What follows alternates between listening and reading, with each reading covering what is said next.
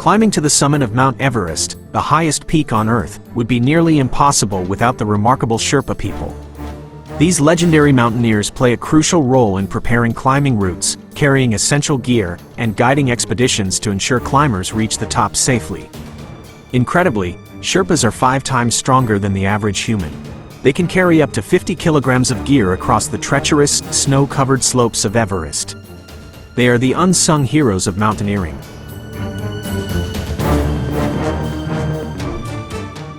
One extraordinary example of their heroism took place when a Sherpa carried a Malaysian climber suffering from hypothermia down the icy slopes for 6 hours, saving his life.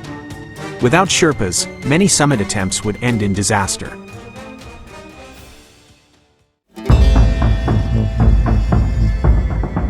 Living in the Solukhumbu region of Nepal, at an altitude of around 3,000 meters, Sherpa villages are scattered across the valleys near Everest's base.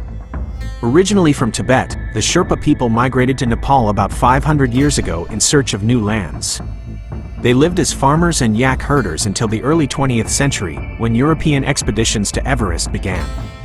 Realizing their unmatched mountaineering skills, many Sherpas became elite high-altitude guides.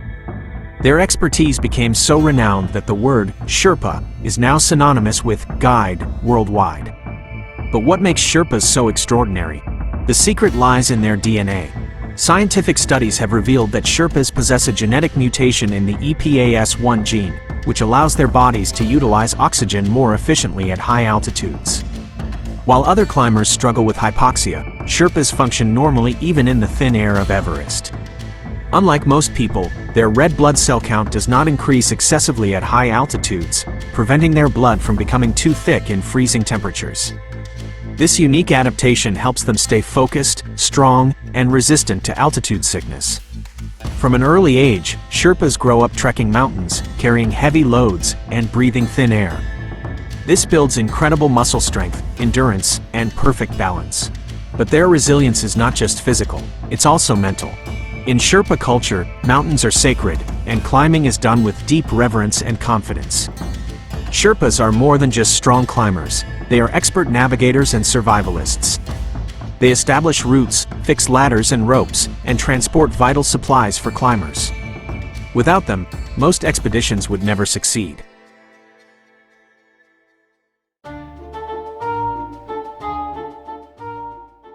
The history of Sherpa-guided Everest expeditions dates back over a century. Since the 1920s, European explorers, assisted by Sherpas, attempted to conquer the 8,848-meter peak. However, Everest proved too formidable. Over 30 years, 15 climbers, including both European explorers and Sherpas, lost their lives to avalanches, exhaustion, hypothermia, and oxygen deprivation. At the time, Everest was an isolated and unforgiving frontier. Transporting supplies was a logistical nightmare, and the weather was brutally unpredictable.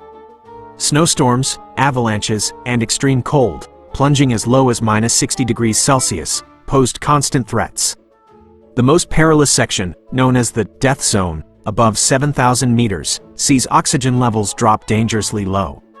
Here, climbers suffer from rapid breathing, an accelerated heartbeat, digestive issues, loss of appetite, dizziness, and insomnia, conditions responsible for most of Everest's fatalities.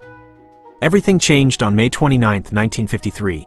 Sir Edmund Hillary from New Zealand and his Sherpa guide, Tenzing Norgay, made history as the first humans to reach Everest's summit. This groundbreaking expedition, led by British mountaineer John Hunt and supported by the Royal Geographical Society and Alpine Club, marked a turning point in mountaineering.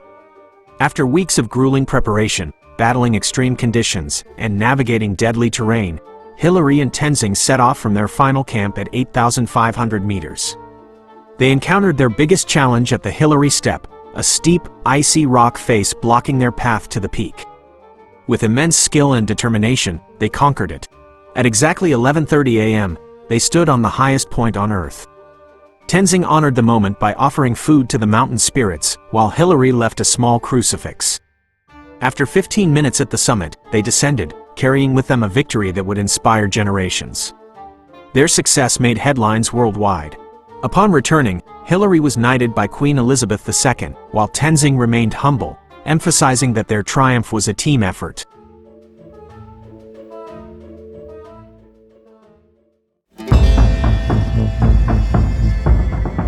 Being an Everest guide is one of the world's most dangerous jobs, but for Sherpas, the risk comes with high rewards. A single expedition can earn a Sherpa between $6,500 and $20,000, depending on their role, the gear they carry, and the expedition's destination. This does not include additional bonuses. Given that an Everest expedition takes around 2 months, Sherpas typically make just 1 or 2 climbs per year. However, climbing Everest is an expensive endeavor, often requiring a team of 10 to 20 Sherpas per expedition. Now, let's witness the incredible effort Sherpas put into preparing and executing a climb to the top of Everest.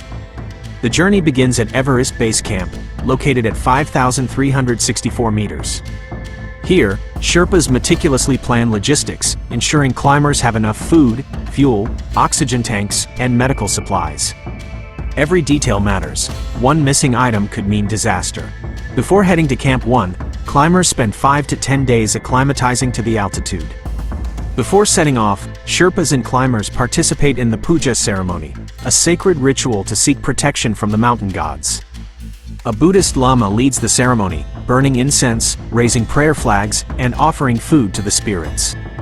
The ritual ends with joyful dancing, a symbol of optimism for the journey ahead. Once the puja ceremony is complete, the Sherpas get to work.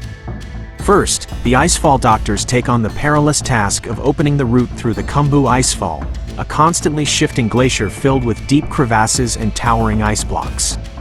They install aluminum ladders and safety ropes, ensuring a secure path for climbers. Second, the high-altitude porters transport essential supplies, oxygen tanks, tents, and food, between base camp and the higher camps, Camp 1, Camp 2, Camp 3, and Camp 4. They make multiple trips to keep supplies well stocked. Third, the climbing guides accompany climbers, ensuring their safety, assisting with equipment, and monitoring their health. They make sure every climber has enough oxygen and the strength to continue. Fourth, the weather and navigation team analyzes weather patterns and determines the safest route to the summit. Their expertise helps climbers choose the right time to make their final push. The most grueling challenge awaits at Camp 4, situated at 7,950 meters in the death zone. Here, oxygen levels plummet, and every step is a struggle. Many climbers perish in this unforgiving stretch. Since the 1920s, over 300 climbers have died on Everest. 200 of them remain frozen on the mountain, as recovering bodies is extremely difficult and costly. But with Sherpas leading the way, climbers push forward. Finally, at 8,848.86 meters, they stand at the roof of the world. Yet, for Sherpas, reaching the summit isn't the end, it's only half the journey. They must ensure everyone descends safely. Their commitment to climbers' survival is unparalleled. Thank you, Sherpa. You are the hero who lives on the roof of the world.